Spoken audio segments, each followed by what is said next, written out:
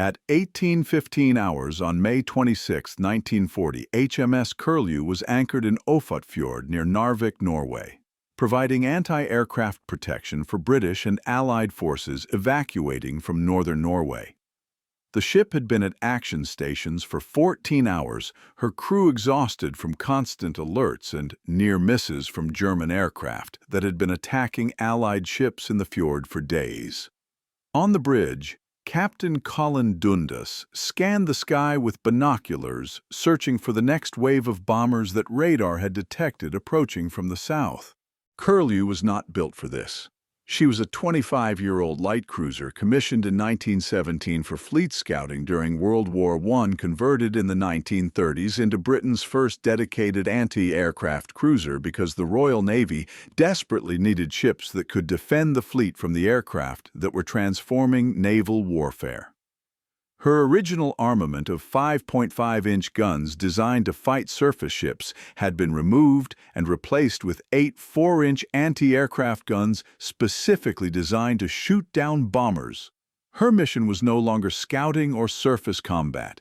Her mission was protecting other ships from the threat nobody had taken seriously enough until it was too late. Aircraft that could sink battleships, destroy harbors, and dominate seas from above. At 1820, lookouts spotted the bombers, Junkers, Ju-87, Stuka dive bombers, perhaps 15 aircraft in formation at 10,000 feet, beginning their characteristic dive toward ships anchored in the fjord. Curlew's gun crews opened fire immediately, all 8 4-inch guns engaging at maximum rate of fire, pumping shells into the sky, creating a curtain of exploding steel that the German pilots would have to fly through. Several Stukas broke off their dives, damaged by shell fragments. Others pressed their attacks, screaming down at 400 miles per hour, their sirens wailing, releasing bombs at low altitude before pulling up and climbing away. At 1823, 2 bombs hit Curlew simultaneously. One struck amidships, penetrating the thin deck armor and detonating in the engine room. The other hit aft, destroying the steering gear and rupturing fuel tanks. Both explosions started fires. The engine room flooded immediately. Curlew lost power and began listing to port. Damage control parties fought the fires but could not contain them. The ship was dying her crew, abandoning the first dedicated anti-aircraft cruiser in the world, sinking because the threat she was designed to counter had proven more deadly than anyone had anticipated when they converted an obsolete cruiser into a specialized anti-aircraft platform that was supposed to protect the fleet but could not protect herself. HMS Curlew was laid down on August 21, 1916 at Camel Laird Shipyard in Birkenhead as part of the C-Class light cruiser program. These were mass-produced scout cruisers designed for fleet reconnaissance, convoy escort, and colonial patrol duties. The C-Class displaced 4,180 tons, measured 451 feet long, and could make 29 knots from Brown Curtis turbines, producing 40,000 shaft horsepower.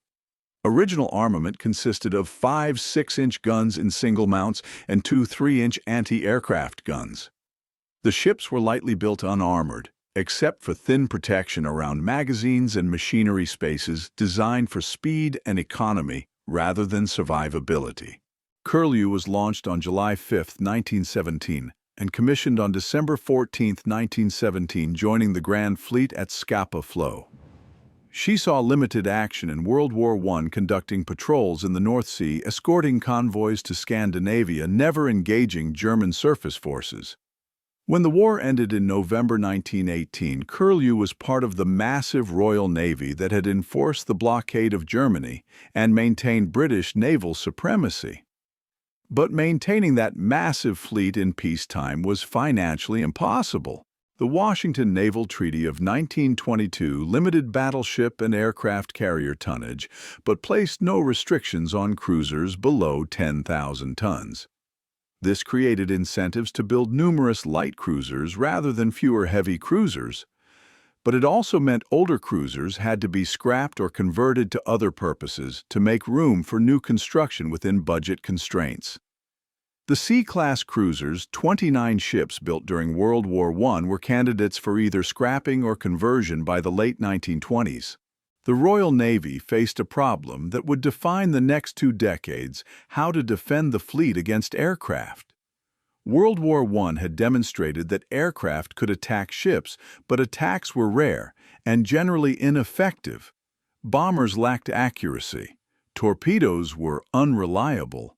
Anti-aircraft guns on ships easily drove off the primitive aircraft of 1918.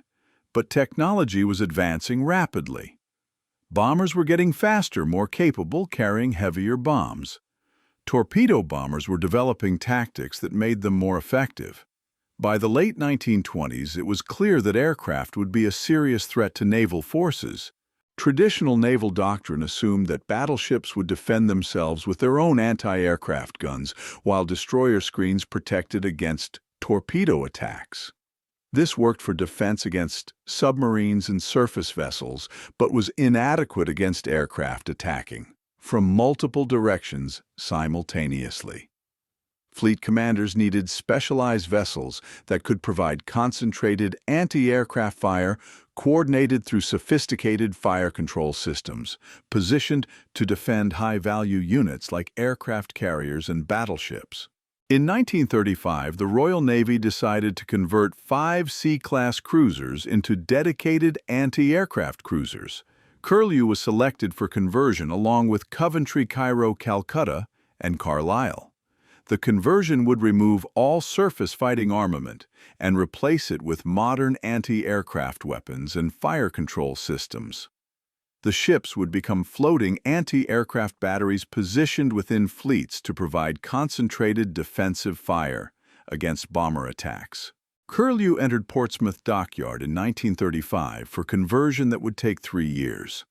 The conversion was comprehensive. The 5 6-inch guns were removed. The 2 3-inch anti-aircraft guns were removed. Everything was stripped out to accommodate the new anti-aircraft armament: 8 4-inch Mark 16 anti-aircraft guns in 4 twin mounts, 2 forward and 2 aft. These were modern weapons specifically designed for high-angle fire against aircraft with elevation to 80 degrees and sophisticated fire control integration. The 4-inch Mark 16 gun was a significant improvement over earlier anti-aircraft weapons. It fired a 35-pound shell to an effective ceiling of 23,500 feet at a rate of 15-20 rounds per minute per gun. With 8 guns, Curlew could theoretically put 120-160 rounds per minute into the air, creating a dense barrage that bombers would have difficulty penetrating. The guns were controlled by 2 high-angle control systems, HACs, sophisticated directors, that calculated range-bearing altitude and future position of aircraft based on visual tracking and basic radar inputs. In addition to the main battery, secondary armament included 2 quadruple 2-pounder pom-pom mounts and multiple 50-caliber machine guns for close-range defense. The pom-pom was a unique British weapon, essentially a large-caliber automatic gun that fired 2-pound explosive shells at 90-115 rounds per minute per barrel. The quadruple mount put out 360-460 rounds per minute, creating a wall of fire that was devastating at close range.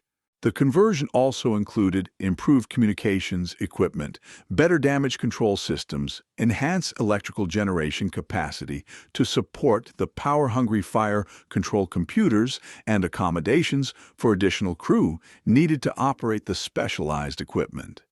When Curlew emerged from refit in 1938, she was no longer a light cruiser. She was an anti-aircraft cruiser, the first of her kind, a ship that could not fight other ships but was designed to protect those ships from aircraft. But the conversion created a vessel with significant limitations. The 4-inch guns could not engage surface targets effectively. They had no armor-piercing ammunition, no flat trajectory fire capability, no surface fire control systems.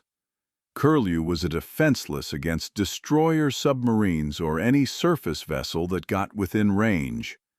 Her thin armor provided no protection against bombs or shells. She was fast enough to keep pace with the fleet, but not fast enough to run from most threats. She was a specialized tool optimized for one mission, vulnerable to everything else. This specialization reflected Britain's financial constraints and strategic assumptions. Britain could not afford to build enough fleet carriers to provide all necessary anti-aircraft defense.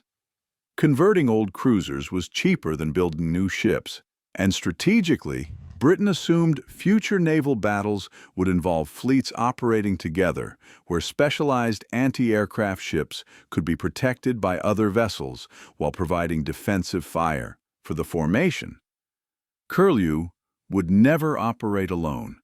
She would always be part of a larger force that could protect her from threats she could not engage. Curlew completed trials in 1938 and was assigned to the Mediterranean Fleet, where the threat of Italian air attack was considered the most serious. She conducted training exercises developing tactics and procedures for coordinated anti-aircraft defense. The crew learned to track multiple aircraft, simultaneously allocate fire to the most dangerous targets, coordinate with other ships to avoid wasting ammunition on targets already engaged. By September 1939, when war began, Curlew was the most capable anti-aircraft platform in the Royal Navy. The proof of concept for a ship type that would become essential as the war demonstrated that aircraft were the primary threat to naval forces. When war began in September 1939, Curlew initially remained in the Mediterranean, anticipating that Italy would enter the war and Italian aircraft would attack British naval forces. But Italy remained neutral initially, and the primary naval threat was Germany in the North Sea and Atlantic. Curlew was reassigned to the home fleet at Scapa Flow in January 1940, where she would provide anti-aircraft defense for forces operating against German naval units and supporting operations in Norway. The Norwegian campaign, which began in April 1940, was Britain's first major military operation since the war began. Germany invaded Norway on April 9, 1940, to secure Norwegian ports for U-boat bases and prevent Britain from cutting off Swedish iron ore shipments through Narvik. Britain responded with landings at several Norwegian ports, attempting to contest German control and support Norwegian resistance. The campaign was characterized by confused command, inadequate air support, and constant German air attacks on British naval forces that had no effective air defense. Curlew participated in operations supporting British landings at Narvik in northern Norway. Her mission was providing anti-aircraft defense for the landing forces, protecting troop transports and warships from German bomber attacks. The operations demonstrated everything right and wrong about the anti-aircraft cruiser concept. Curlew's concentrated firepower was effective when she could engage aircraft at medium range. Her fire control was superior to destroyer anti-aircraft systems. She shot down or damaged multiple German aircraft, forced others to abort attacks, and provided morale boost to other ships by demonstrating that effective anti-aircraft defense was possible. But Curlew was also extremely vulnerable. She had no armor protection. Her anti-aircraft guns could not engage German destroyers or submarines that operated in Norwegian waters. She was dependent on other ships for protection against surface threats, and most critically, she was vulnerable to the very aircraft she was supposed to defend against. Her guns were effective, but not perfect. Determined bombers that accepted losses could get through her defenses.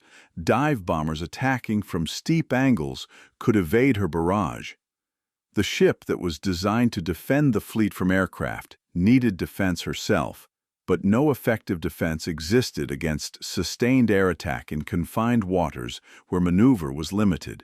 By late May 1940, the Norwegian campaign was collapsing. British and Allied forces were evacuating from Narvik and other northern ports, withdrawing to Britain as German ground forces advanced and Luftwaffe attacks intensified. The evacuation required concentrating ships in fjords and harbors, making them easy targets for German aircraft that attacked repeatedly. Anti-aircraft ammunition was running low across all British ships. Crews were exhausted from days of continuous action.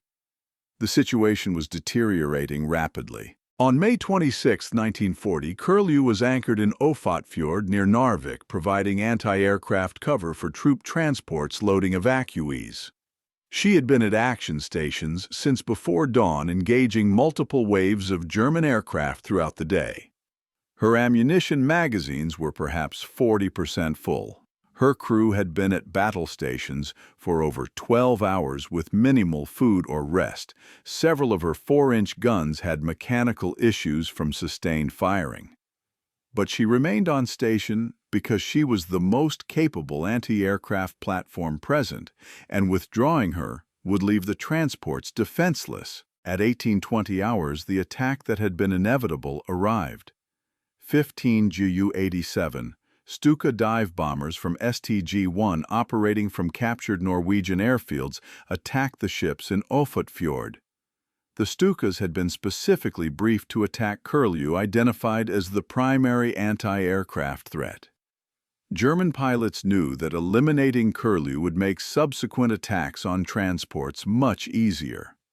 They concentrated their attack on the cruiser, multiple aircraft diving simultaneously from different directions to saturate her defenses. Curlew's gun crews engaged immediately, all 8 4-inch guns firing at maximum rate. The pom-poms engaged aircraft that survived the 4-inch barrage. Machine gunners fired at any aircraft within range. The sky above Ofot Fjord filled with tracers, exploding shells, and burning aircraft.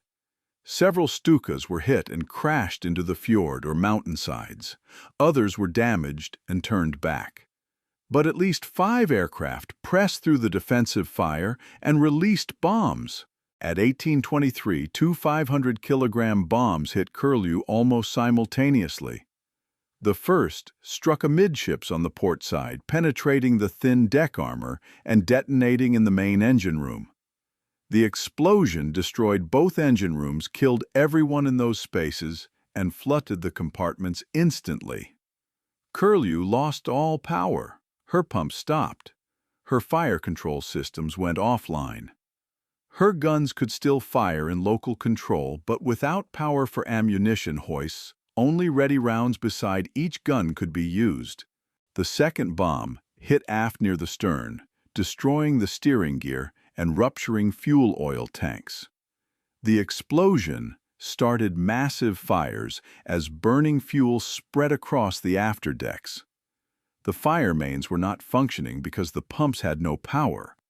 Damage control parties fought the fires with portable extinguishers and bucket brigades, but they could not contain fires fueled by hundreds of tons of oil.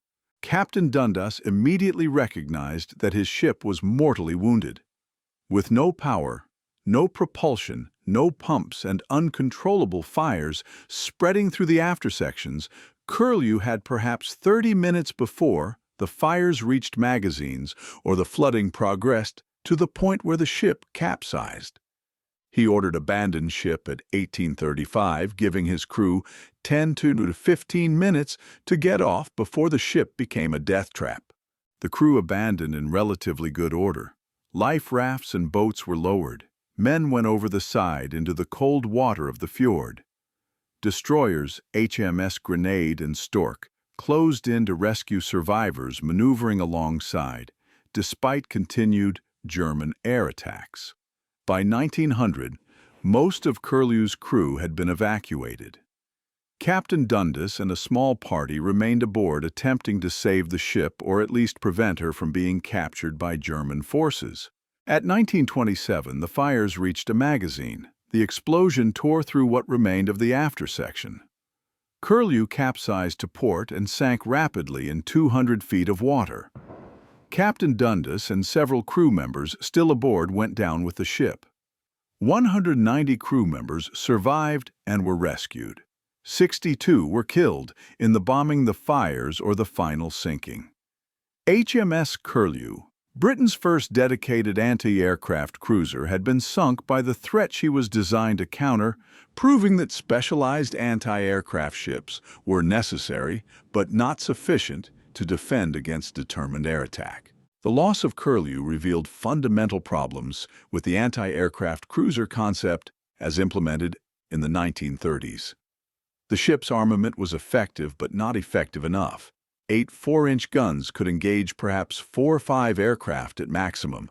Against 15 aircraft attacking simultaneously from multiple directions, the defenses were overwhelmed. The fire control systems, though sophisticated for 1938, could not track and engage targets fast enough.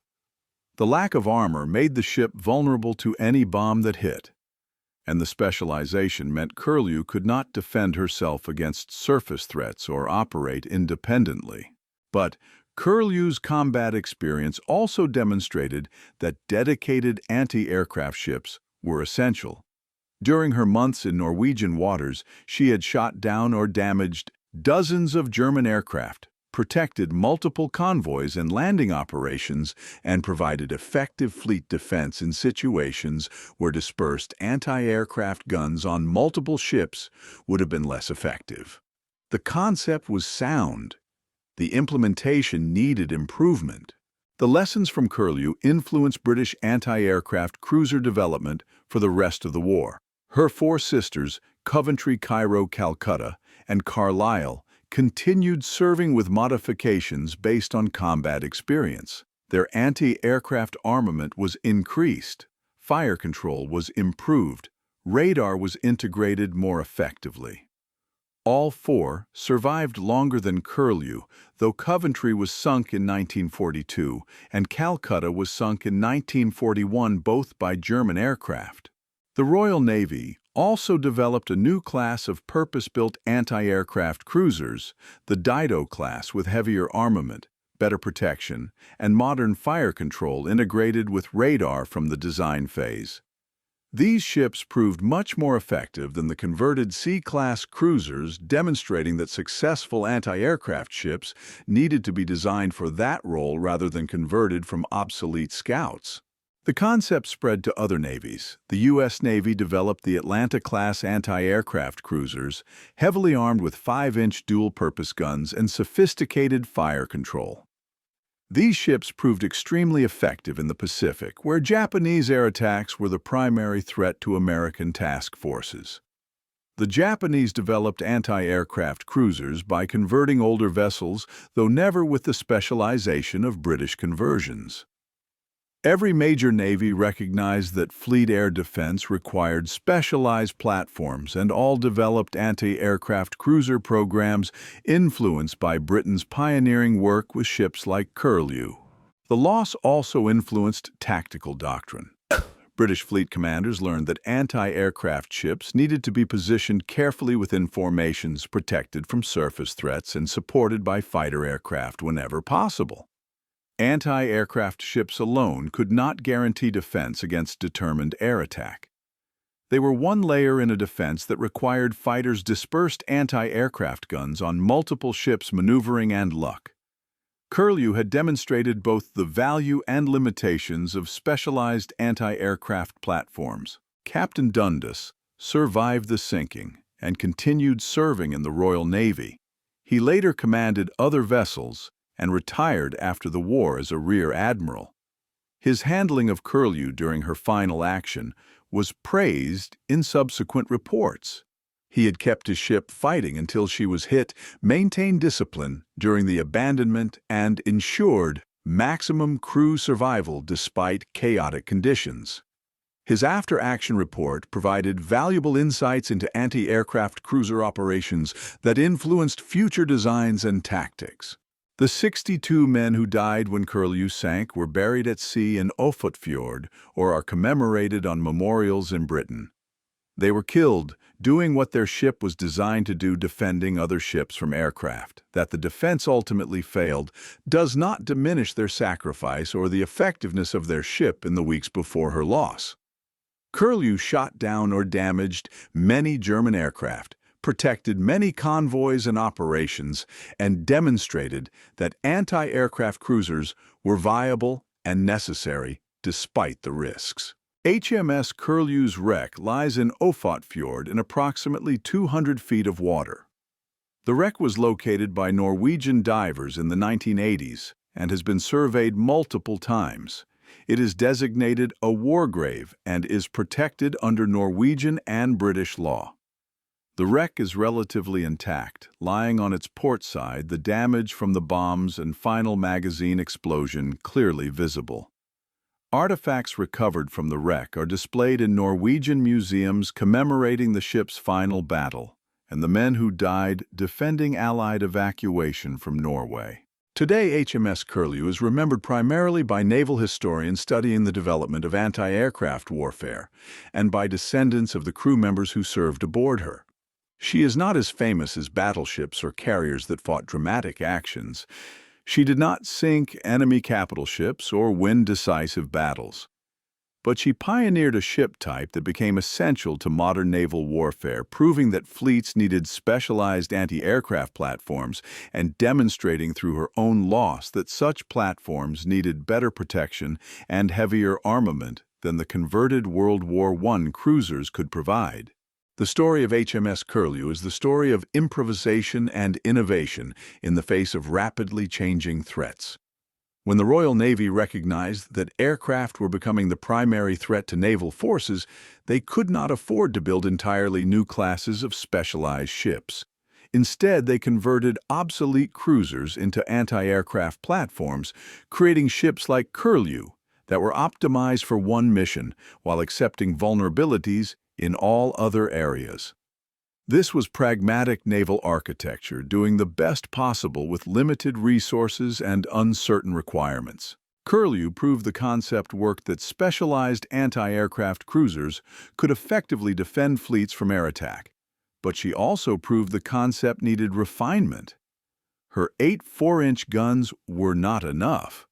Her lack of armor was fatal. Her fire control, though advanced, for 1938 was inadequate by 1940 standards, but these lessons could only be learned through combat experience, and Curlew provided that experience at the cost of 62 lives and the loss of a ship that was never meant to fight alone but was forced to fight without the support her design assumed she would have. The ship that was never meant to fight surface vessels, that was designed solely to counter aircraft that represented Britain's urgent response to the revolution in naval warfare that aircraft were causing, lasted less than 2 years in combat before being destroyed by the threat she was designed to counter. But in those 2 years, HMS Curlew demonstrated that dedicated anti-aircraft ships were necessary, that the threat from aircraft was real and deadly, that fleet defense required specialized platforms optimized for air defense, and that improvised conversions of obsolete cruisers, though better than nothing, were not adequate to the challenge of modern air warfare. HMS Curlew was the first but not the best dedicated anti-aircraft cruiser. She was the proof of concept, the experimental platform, the ship that demonstrated both the value and limitations of her type. She died in Ofot Fjord on May 26, 1940, killed by German dive bombers while defending Allied evacuation from Norway, proving that specialized anti-aircraft ships could fight effectively but could not survive without the fleet support and fighter cover that her designers had assumed she would always have. The ship that was never meant to fight alone died alone, defending ships that were withdrawing, killed by the threat she was designed to counter, demonstrating that even specialized platforms optimized for one mission could be overwhelmed by determined enemies willing to accept losses to achieve their objectives. Her legacy lived on in the improved anti-aircraft cruisers that followed in the Didos and Atlantas, and other classes that learned from her experience, that carried more guns, better fire control, stronger armor, more sophisticated integration of radar and weapons. These ships dominated fleet air defense for the rest of the war, protecting carriers and battleships and convoys from the aircraft that would otherwise have destroyed them. They existed because Curlew had proven the concept worked and because Curlew's loss had revealed what needed to be improved. The first dedicated anti-aircraft cruiser died, proving that dedicated anti-aircraft cruisers were necessary and that sacrifice shaped naval warfare for the rest of World War II and beyond.